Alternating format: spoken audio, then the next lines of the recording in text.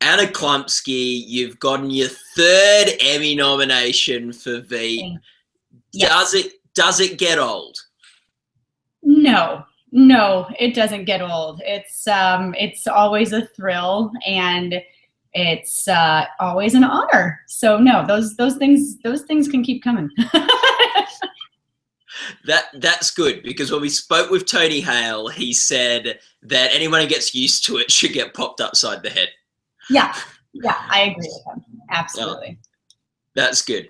Now, how did you find out you got nominated this year? Via the telephone. I was cooking. I was putting beans in a slow cooker, which actually I'm about to do after this. So yeah, I was kind of just getting on with my day. It was later this year, so you know there was definitely a lot of just routine things going on. And then yeah, my manager called and publicist called and all those good things. So it was nice. Now, this year you submitted the convention episode for Emmy judges. Do you want to let us know why you chose that episode? You know, it's the tip of the arc for Amy in this season.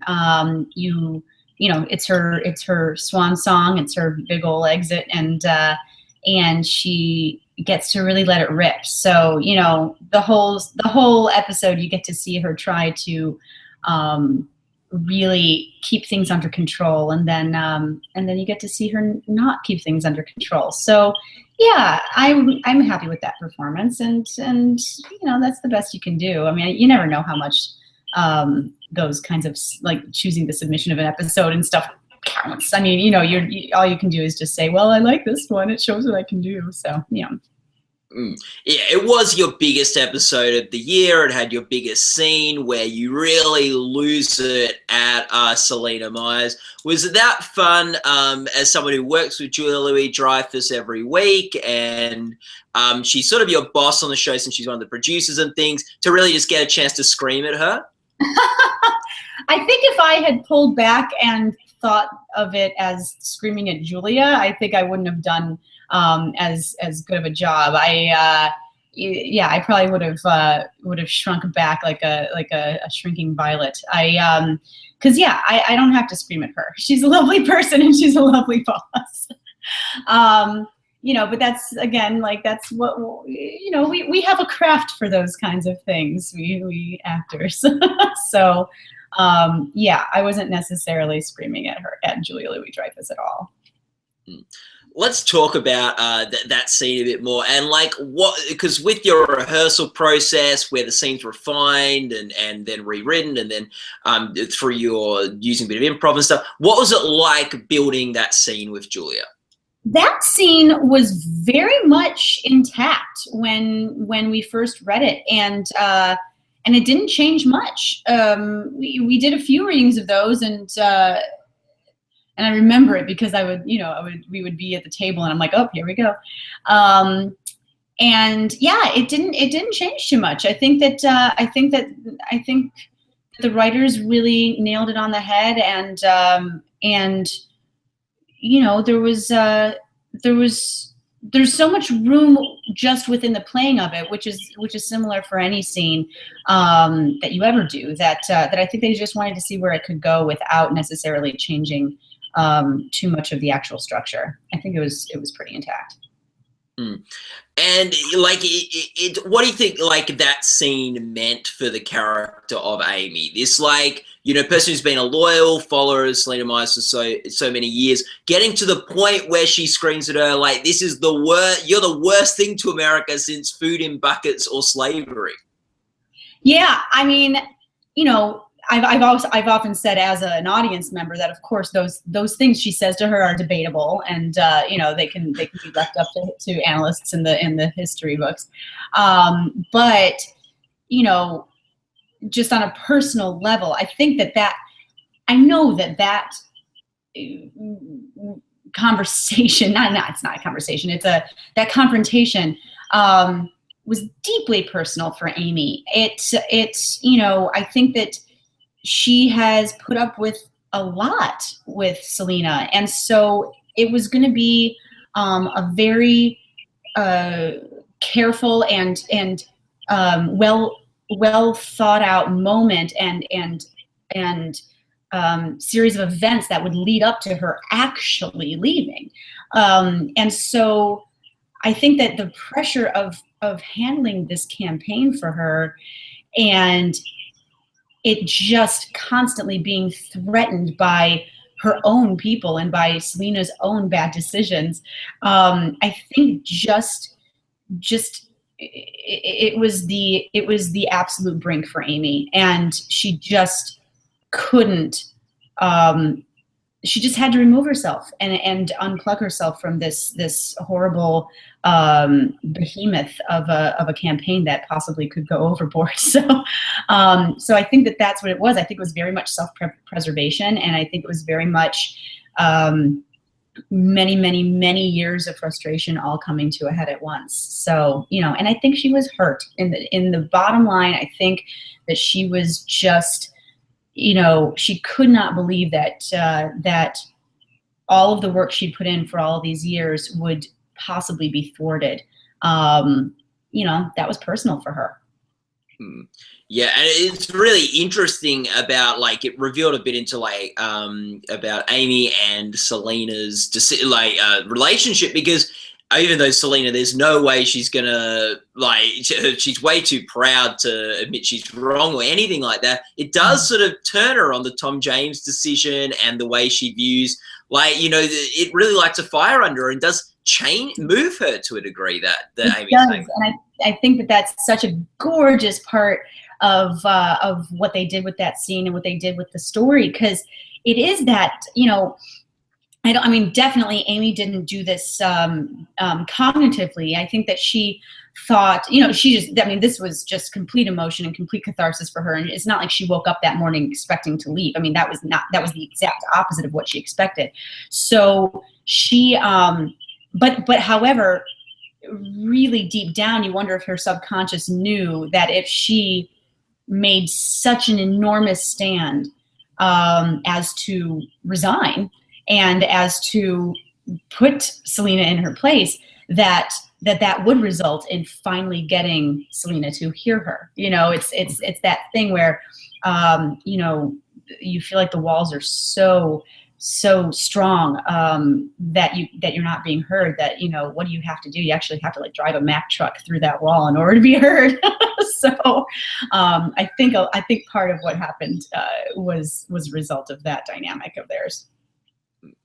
And you sort of have this rivalry in this episode, in this season, with Karen in the show, which is a very different, like, for the whole season of Veep, we've seen you battling with Dan, like with Reed Scott, and but this really threw Amy off kilter more than the Dan stuff did. Like, this was really a very different type of rivalry. There's something she seems to enjoy about the Dan rivalry, I think. Oh, definitely, yeah. She loves that rivalry. I mean, she loves having. I think she craves Dan in her life, whether it's adversarial or whether it's simpatico. So yeah, I definitely. It's certainly different. I mean, she didn't know who Karen was. She didn't care about Karen. Karen was only providing problems for her. So yeah, absolute rival. That, I mean, on a professional level and on a personal level, it was like, what gives? Why are you bringing this, this person around when I'm supposed to be your number one right now, and you're not even giving me the time of day? So, you know. This gives you an opportunity in the second half of the season to go join Dan and do some stuff with Reed Scott, where you are in the lobby industry, and the show this year was able to explore that side of politics that it hasn't before. Was that exciting for you to sort of, like, get to be working in sort of a new environment in some ways? Oh, it was totally. It was probably, you know, the really exciting thing to look forward to.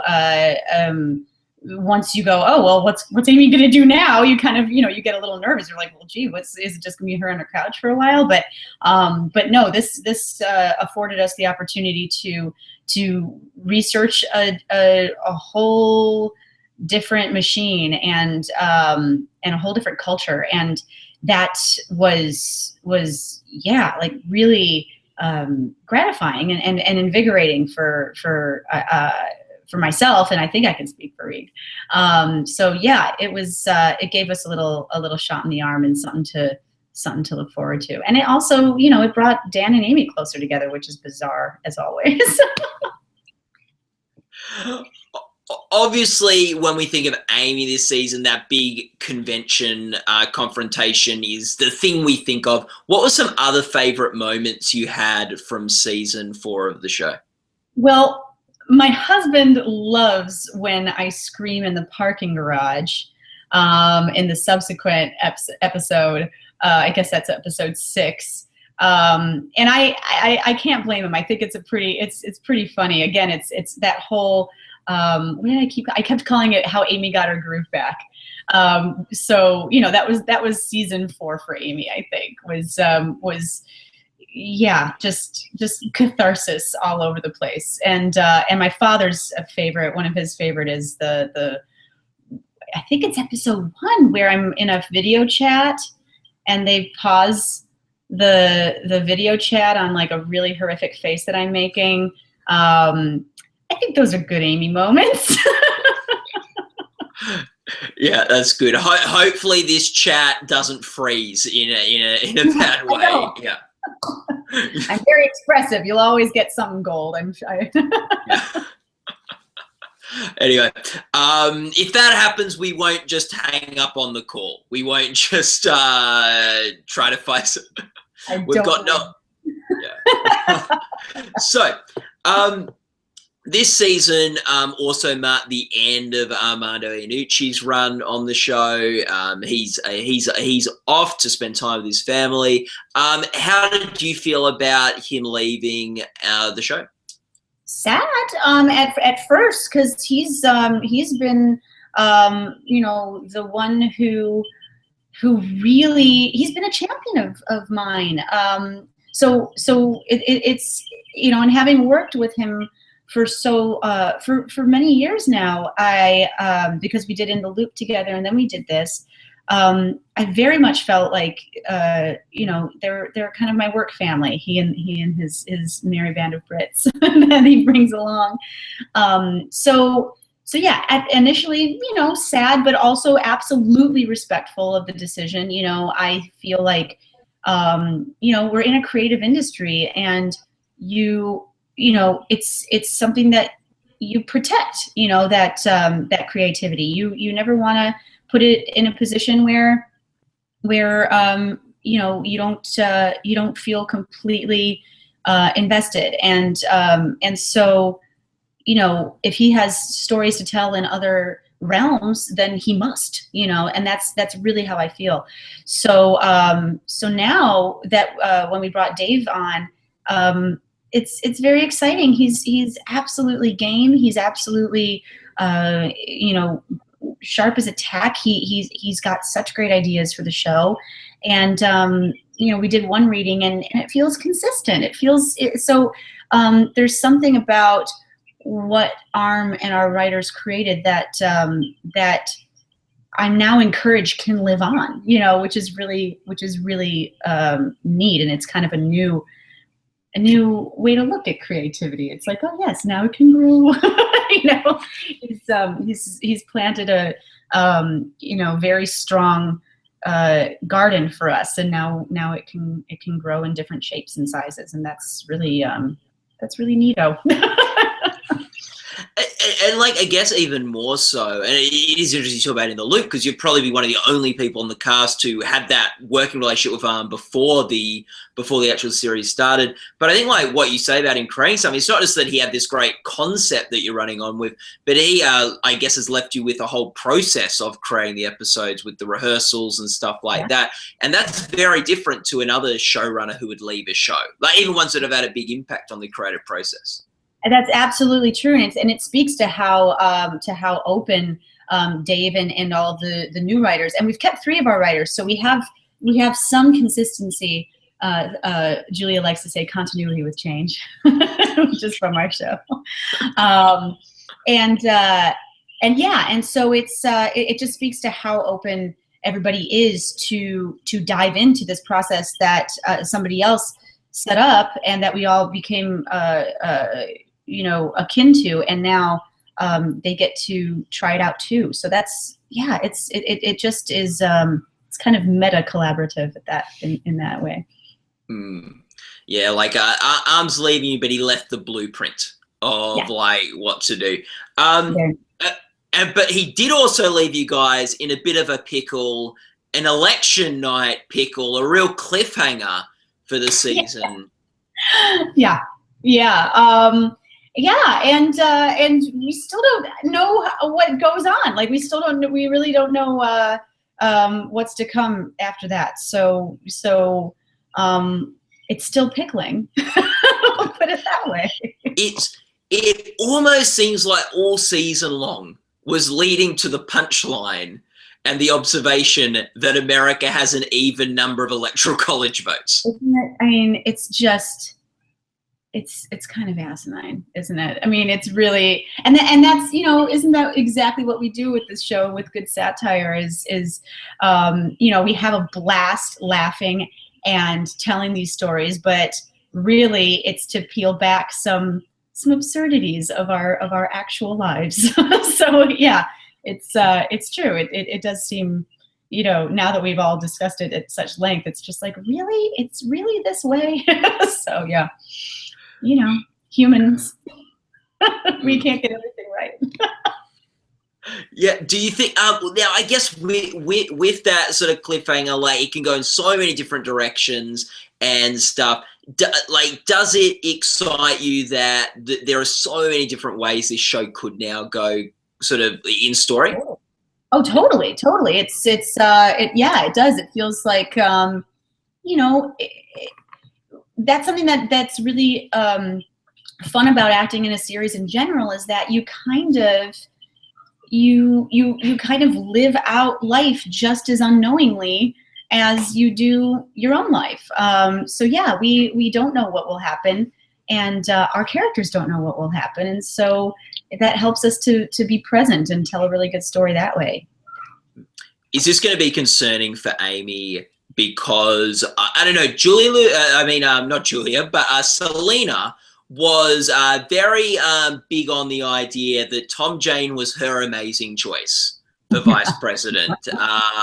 If he ends up becoming president, is her memory going to come back that it was actually Amy's suggestion to get Tom Jones on the ballot? I mean, I don't think anyone's safe, and certainly not Amy after what she put herself through this last season. She's certainly not safe from Selenas. So yeah, I mean, I can't imagine that all is forgiven and all is forgotten. I mean, at all. And I mean, that's one of the talents that so many people in on the Beltway have is these mind trap memories to see who can give them favors and maybe who owes them a favor and who said what when, and grudges can be currency.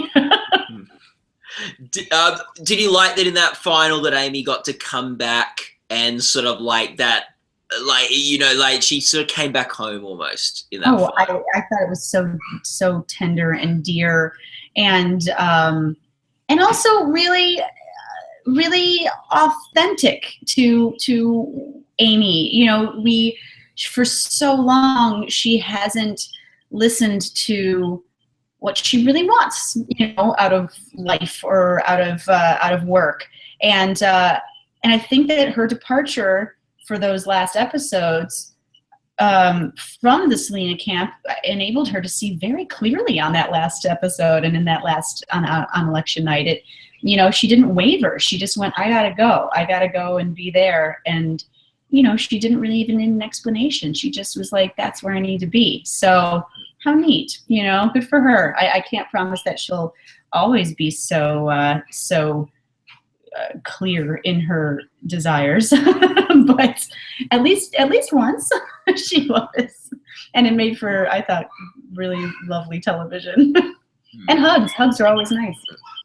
What was your favorite non-Amy moment of season 4 of Veep? Golly. Oh man, now I've got to go through the whole season in my head. Oh gee. You know what I loved? It's tiny, but when Sam and Sam Richardson plays Richard. So when Richard and Jonah, played by Tim Simons, were doing a sound check, and Sam just says, "Bring back my pig. Bring back." And I had no idea where that came from, but it was just a sound check, but he was trying to be very clear. And this random sentence that came, I died every time I saw it. So that's, it's maybe not such a satisfying answer, but it sure brought me, smiling. Oh, but I think that's the thing with Veep in some ways. Like we love to see you losing it to Julia, or Tony and her with the nosebleed from last season. Like they're great moments, but in some ways the moments that I enjoy the most in watching the show are just those little aside lines or little moments. Yeah. Yeah. And we're chock full of them. I mean, that's we're kind of a dream for on-demand viewing, really, because you can just there's so much to still see. That's something we love about the way we shoot. This year, Veep is looking, well, we've got a real Emmy cliffhanger, and Veep is looking in a very good position to finally take the Best Comedy Series Emmy. Obviously, Transparent has a lot of buzz as well in the industry, and never count out Modern Family, which has won the last 5 years. Yeah, they are, from looking at the nominations and stuff, is he looking probably in their weakest position yet, but their weakest position could still win. But what would it mean for Veep to take out that award? Because at the moment at Gold Derby, it is leading the odds. It's a close race, but it's slightly out in front in that comedy series stakes. We would all be so proud, obviously, but we're proud anyway, to be nominated and to have such a very whip smart audience who likes our show as much as we do. So that's what that's what's wonderful about being on this show and having this to present to the public. To win, I think would do the same thing that it does for that the nominations do, that everything does, which is it's just a vast amount of encouragement to continue to make good television, and that's we certainly would accept that encouragement very happily. I know we would. Yeah, because only 5 shows have won that award in the past sort of 12 years. So it's like a very exclusive category. Yeah. Yeah. Wow. It's something else. Yeah. Yeah. It's a pleasure to be included, as always. Now, speaking of Emmy success, as someone who has had a bit of a Modern Family run of their own, Julia Louis-Dreyfus, who's won the past 3 seasons, and she's got Emmys from other shows as well. We're going to be speaking to her later today in a couple of hours. We're going to be talking to her about Veep. Yeah, it's very exciting. What do you have a embarrassing story of Julia on set, or an embarrassing question we can ask her when we're chatting with her later today? Oh gosh. Oh my goodness. Oh, it's so hard to come up with embarrassing. She's like untouchable. An embarrassing story. I don't know. Oh, I feel so bad. See, this is what happens when we go on the spot like this. If I had like hours, I could probably think of something cute, but oh man. I think, this isn't in any way embarrassing in any way. It's totally justifiable and lovely, but something I always look forward to. Her son's a really good musician, and she's really she's on it about you know, sending out and tweeting out and asking all of us to watch his stuff whenever he has something new to watch and listen to. So it's like I said, it's in no way embarrassing. It's it's something she should be terribly proud of, and she is. But it's something personal that you could bring up, I suppose, that I'm sure would you know, you could see how proud she is. Get on the email list of when he's got a new thing. Has she ever been late to set one day or said something silly or anything like that? I mean, first of all, never late. That's something. I mean, she's the consummate. She's the first there and the last to leave. I mean, that's the Julia Louis-Dreyfus way. You know what? This is cute. When after the last inauguration, she was very fond of just randomly throughout the day singing "Obama's on fire." That was Julia's favorite. Yeah, that's a good one. That's good. Yeah, I like that. That's good. We'll ask her about Obama. Throughout the day. Yeah. Well, so that's good. Thanks for that, Anna. And you don't have to, I won't ask a follow up to this, I promise. But when I asked the question, was there something that came to mind that you thought, oh, I think that would be great, but I can't say that, I'd get in too much trouble? No. No. Okay. That's all right. That's really. No, I believe it did look like you were really thinking. Like, yeah, believe me, you know me. I like to answer questions absolutely, you know, directly. So that's I know that. Obama's on fire after the last inauguration. We'll ask about it. Yeah. We'll bring that up. So, and that could be good. We could parlay a question about her son's musical ability into her musical stylings. Maybe. Anyway, Anna, thanks so much for your time. Maybe this year you'll win the Emmy. Maybe this year Veep will win the Emmy. We'll see. We'll be at the parties, and regardless of the result, we'll still be at the parties. Yeah, that's so exciting. So thanks so much for your time, and all the best with the Emmys and with Veep season 5. Thank you so much. Exciting.